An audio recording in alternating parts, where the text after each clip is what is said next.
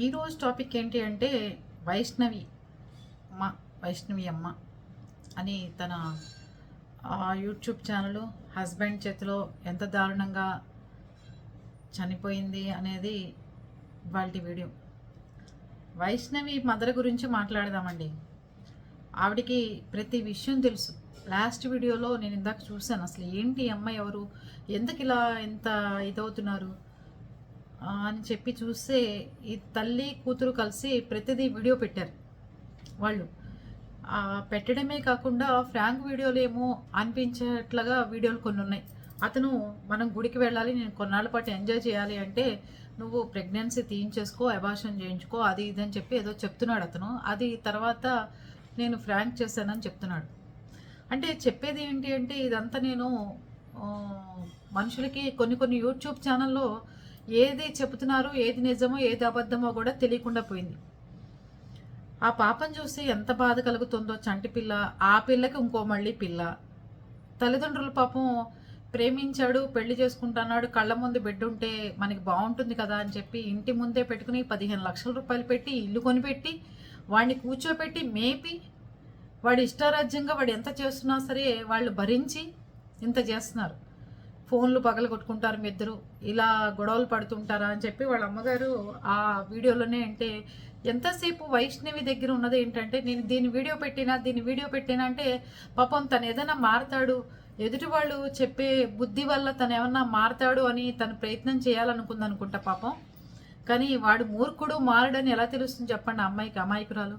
తను నా అన్నదమ్ములు ఉన్నారు, అమ్మ ఉంది, నాన్నున్నాడు, ఇంటి చుట్టూ పెద్దమ్మలు పిన్నిలు ఉన్నారు, వాడు నన్ను ఏం చేస్తాడులే అనుకున్నారు అందరూ. కానీ వాడు చేసి చూపించాడు. వాళ్ళ మదర్ గురించి మాట్లాడాలంటే నిజంగా ఆవిడ ఒక్కొక్క మాట మాట్లాడారండి. నిజంగా చెప్పాలి అంటే ఏ తల్లులు మాట్లాడరండి. అంత గొప్ప జ్ఞానం కూతురికి నేర్పిస్తున్నారు. అల్లుడి విషయంలో కూడా ఓపిక్గా చెప్తున్నారు. అది కనుక జనానికి అంటే మంచి కోసమే ఆవిడ చెప్పారు. కానీ అది నేనైతే అందరినీ ఆశ్చర్యపరిచే వీడియో కాదు, ఫ్రాంక్ వీడియో కాదు అనుకుంటున్నాను నేను. ఇంకోటి చెప్పాలి ఆవిడ, అమ్మ కాపురాలు తీసుకుంటామా, నీ కాపురం పోతే ఊరుకుంటానా, నాకు 8 మంది ఆడపిల్లలు, నాన్న మమ్మల్ని ఎలా పెంచాడో తెలుసా, మా నాన్న తిట్టేవాడు, కొట్టేవాడు, బాగా జాగ్రత్తగా ఉండాలని చెప్పారు, 10 మందిలో పరువు పోకూడదని చెప్పేవాడు. ఈ రోజు వరకు 8 మంది ఆడపిల్లలు ఉన్నాం కానీ ఏ రోజు పరువు పోగొట్టుకోలేదు మనం, పెద్దమ్మలు పిన్నులు అందరూ ఉన్నారు. నీ జీవితం పోతుందంటే నేను ఊరుకుంటానమ్మా, నువ్వెందుకు బాధపడతావే, ఊరెళ్ళాను వారం రోజులు, ఆ ఊరెళ్ళొచ్చే లోపల ఇంత చిక్కిపోయి ఇంత పాడైపోయావు అమ్మా, ఇట్లాగే నేను చేసుకునేది కాపురాన్ని, ఆ ఫోన్లు పగలు కొట్టుకోవడం ఏంటి, ఆ పద్ధతి ఏంటి, ఆ వీడియోలు పెట్టడం ఏంటి, నేను ఇది కూడా మామూలుగా ఎగతాళి కోసం పెట్టిన వీడియోనే అనుకున్నాను తప్ప నేను అది సీరియస్గా తీసుకోలేదమ్మా అని చెప్పి అంటున్నారు. తల్లిదండ్రులకి ఈ అమ్మాయి నిజం వీడియో పెడుతుందా లేకపోతే జనాల్ని ఆశ్చర్యపరచడానికి పెడుతుందా అనేది కూడా వాళ్ళకే అర్థం కాని పరిస్థితి వచ్చింది. అందుకే యూట్యూబర్స్ కానీ ఇన్ఫ్లుయెన్సర్కి కానీ నేను చెప్పాలనుకుంది ఒకటే, మీరు ఏది చేసినా దాన్ని మీ సొంత విషయాలని తీసుకొచ్చో లేకపోతే మీరు బాధలు పడుతున్నదో వీడియోల రూపంలో దయచేసి ఎవరికి పెట్టద్దు. అది నిజమా అబద్ధమా జనాలు తెలుసుకోలేకపోతున్నారు, ఇంట్లో వాళ్ళు కూడా తెలుసుకోలేకపోతున్నారు. మీరు ఎదుర్కొండా వాళ్ళని ఆశ్చర్యపరచాలి, ఎదుర్కొండా వాళ్ళని మనని చూసి దాన్ని ఇంకా ముందుకు తీసుకెళ్ళాలి వీడియోలని మీరు అనుకుంటున్నారు. కానీ అది కరెక్ట్ కాదండి. ఇప్పుడు వైష్ణవి విషయంలో అదే జరిగింది. వైష్ణవి హస్బెండ్ కూర్చుని చాలా తమ్ముడు అన్నయ్యలు వీళ్ళందరూ కలిసి చాలా ఫ్రాంక్ వీడియోలు చేశారు. జనాలు కూడా అదే అనుకున్నారు. పాపం ఆ పిల్ల ఎంత ఏడుస్తూ ఎంత బాధపడుతూ వాడిని ఇంటికి రమ్మని బతిమాలుకుంటుంటే ఆ అత్తగారు ఫోన్ చేసింది వైష్ణవి వాళ్ళ అమ్మ, హే రా ఇంటికి అల్లుడు, ఏమైందిలే, పిల్లలు కొట్టుకున్నారు, మీరిద్దరు మా మధ్యలో సమస్య పరిష్కరించేటట్టు చేస్తాము, రా అంటే నేను రాను, ఏం చేసుకుంటూ చేసుకో. చిన్నాడు మాట్లాడాడు. అయితే నువ్వేం చెప్పావు సమాధానం అంటే, ఏం చేస్తావు నన్ను అని బెదిరించా నేను అని చెప్తున్నాడు. ఎంత కండకావరం అండి. ఒక ఆడపిల్లని కుమ్మంలోకి వచ్చి ప్రేమించాలని నాటకాలాడి పెళ్లి చేసుకుని 15 లక్షల రూపాయలు ఇల్లు కొనిపెట్టిన తర్వాత కూడా ఇతను ఇంకా డబ్బు కోసం, ఇంకా ఆస్తి కోసం, ఇంకా ఏదో ఎంపర్లాడుతున్నారు. అమ్మ తను మగపిల్లలు ఇంకా తక్కిన అన్నదమ్ములు అంటున్నారంటే ఏం చెప్పాలి చెప్పండి. అంతేకాకుండా ఆవిడ బతిమాలింది ఏమని అంటే, పెద్ద మనుషుల్లో పెడితే అల్లరైపోతారు మీరిద్దరూ, పెద్ద మనుషులు డబ్బులు తినేస్తారు, పెద్ద మనుషులు చెరో 1,00,000 కట్టించుకుంటారు, వాళ్ళు తీర్పు కూడా 4 రోజులకు కడతారు అంటున్నారు. ఇది మాత్రం నిజమండి. కాపురాలు అవని, పంచాయతీ తగాదాలు అవని, మామూలు తగాదాలు అవని, పెద్ద మనుషుల్లోకి వెళ్తే ముందు ఇద్దరిని డబ్బులు కట్టేయమంటున్నారు. డబ్బులు కట్టేసిన తర్వాత వాళ్ళ పంచాయతీ కోసం వీళ్ళు తిరుగుతూ ఉండాలి. అది పరిస్థితి. ఇద్దరికి చెరో 1,00,000 డబ్బులు పోతే అదేదో మనమే ఉండి ప్రాబ్లం సాల్వ్ చేసుకుందాం కదా రోడ్డుకి ఎక్కే బదులని ఆవిడ చాలా బాధపడుతూ, చాలా బతిమాలుతూ, నా కూతురు ఎలాగో నా కొడుకులు ఎలాగో నువ్వు కూడా అలాగే అనుకున్నాను అల్లుడు అని చెప్పి ఆవిడ మాట్లాడే ప్రతి మాట కూతురుతో కలిపి ఎంత గుండెలు పిండేస్తుందంటే నిజంగా వాడిని ఎన్కౌంటర్ చేయాలండి. కుటుంబం మొత్తాన్ని చేసి పడేయాలి, దరిద్రం వదిలిపోతుంది. ఒకవేళ గవర్నమెంట్ చేయకపోయినా చేస్తారనే నేను అనుకుంటున్నాను. చేయకపోయినా వీళ్ళు మాత్రం వాడిని బతకనివ్వరు. వాళ్ళ అన్నయ్య, అతనికి 2 పిల్లలట, భార్య ఉంది. వాళ్ళ అన్నయ్య అమ్మాయి శ్మశానం దగ్గరే పడుకుంటున్నాడు, దాని మీద పూడ్చిన చోట. చెల్లెలకి ఎండ తగులుతుందని పైన అప్పుడే తాటాకులు పందిరేసాడు ఎండాకాలం అని చెప్పి. నిజంగా ఆడపిల్లల్ని ఎంత గారాభంగా చక్కగా పెంచుకుని ఎవరింటికో పంపించి వాళ్ళని ఒక చంపడానికి ఒక మేకనో కోడినో ఇచ్చి కోసుకుంటారా అన్నట్టుగా ఆడపిల్లల్ని కోసవతలు పడేస్తున్నారండి. నిజంగా ఒక కోడో మేక దొరికితే ఆదివారం పూట ఎలా ఎంజాయ్ చేసి తింటున్నారో అలాగ ఒక ఆడపిల్లని ఇంటికి పంపిస్తే పెళ్లి చేసి కోడి మెడ కోసినట్టు కోసేస్తున్నాడు వాడు. ఈ అమ్మకి సౌండ్లు వచ్చి ఏంటని చూపెట్టి చూసినా కూడా ఆవిడకి వినపడకపోతే సౌండ్లు, ఓహో పడుకున్నారులే ఎందుకు వచ్చింది గోల అని చెప్పి ఈవిడ గుమ్మాలు ఊడ్చుకోవడాలు తుడుచుకోవడాలు అన్నీ చేసుకున్న తర్వాత వీడు బ్రష్ చేసుకుంటూ ఆవిడ దగ్గరికి వచ్చి ఆవిడని కిందకి పైకి చూసి బ్రష్ తోముకుంటూ చేస్తున్నట్ట. ఈవిడ అడగాలనుకున్నా కూడా ఏం మాట్లాడించలేదు. ఎందుకు గోల పొద్దున్నే వీళ్ళకు రామాయణం ఎందుకని చెప్పి అనుకుంది పాపం.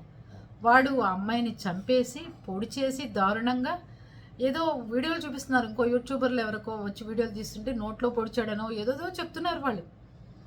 అప్పుడు వాళ్ళ అమ్మగారు ఇంట్లోకి వెళ్ళి చూడంగానే మంచం మీద లేదేంట్రా బిడ్డ అని చూస్తే కింద పడిపోయి ఉంది. కింద పడుకుంది ఏంటని ఇలా తిప్పంగానే రక్తం మడుగులో కళ్ళల్లోంచే ప్రాణం పోయింది అని చెప్తున్నారు వాళ్ళ అమ్మగారు. వాడు ఎప్పటి నుంచి చంపుతున్నాడో, ఇద్దరికి ఎందుకు గొడవలు అయినాయో.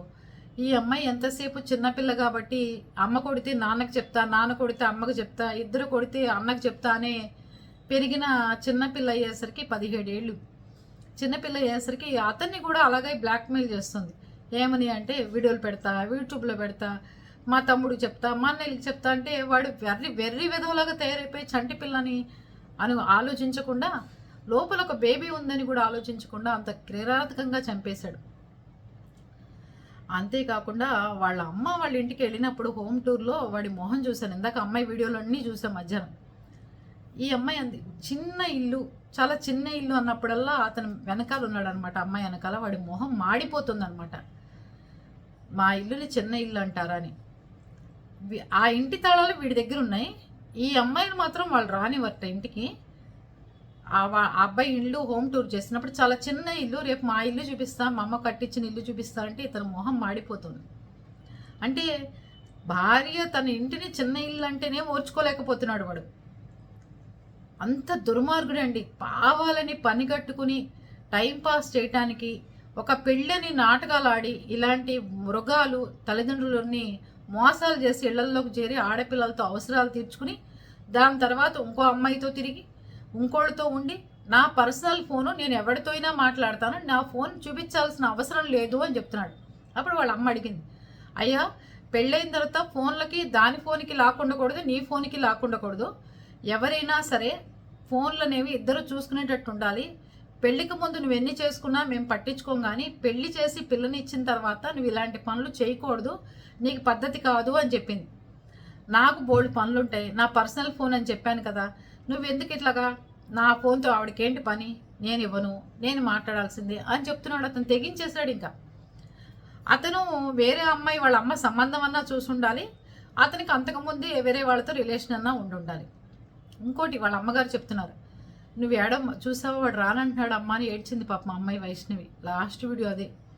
వాళ్ళ అమ్మ అంటుంది, సే ఎందుకు ఏడుస్తావే, నేను ఉండగా నన్ను ఎత్తిన వస్తుంది, ఏడ్చి ఏడ్చి ఏడ్చి అంత సన్నగా అయిపోయావు చూసావా, నీకెందుకే, నీ తల్లి బతుకుంది, నీ తల్లి ఉన్నంతకాలం వాడు ఎక్కడున్నా వాడిని తీసుకొచ్చి సముద్రాల అవతల ఉన్న వాడిని తీసుకొచ్చి వాడి సంగతి తేలుస్తానే, నీకెందుకు ఏడుస్తావు, నువ్వెందుకు బాధ తెచ్చుకుంటావు, నువ్వు శుభ్రంగా ఉండు, నువ్వు బాగుండు అంతే అని చెప్పి పాపం తల్లి ఎంతో ఇచ్చేసింది. అయినా సరే పాపం పిల్ల ఏడుస్తుంటే చెప్పింది, ఇంటికలు పీకుతుంది అంది, ఎవరైనా కనుక నీకు సవితిలాగా వస్తే దాన్ని ఇంటికలు పీకుతుంది, దాన్ని గుండు చేస్తా, అని ఎన్నో రకాలుగా ఆవిడ ధైర్యం చెప్పడానికి చూసింది. కానీ పాపం విధి రాసిన వింత నాటకంలో అమ్మాయి బలైపోయింది. అది పరిస్థితులు. వైష్ణవి చావుకి కారణం వాడైనా అమ్మాయి ఎన్నో రకాలుగా మనకి వీడియోల రూపంలో చెప్తున్నా, ఏం చేసినా వాడు బాగుండలేదు, వాడు రాడు అన్నప్పుడు మనము వాడిని బయటికి పంపించేసి ఆడపిల్ల ఇంట్లో పెట్టుకుని ఉంటే బాగుండేది అనిపించింది. నిజంగా చాలా బాధాకరమైన విషయం అండి. కోడిని మేకని కోసినట్టు వాళ్ళు కోసేస్తున్నారు. అది పరిస్థితి.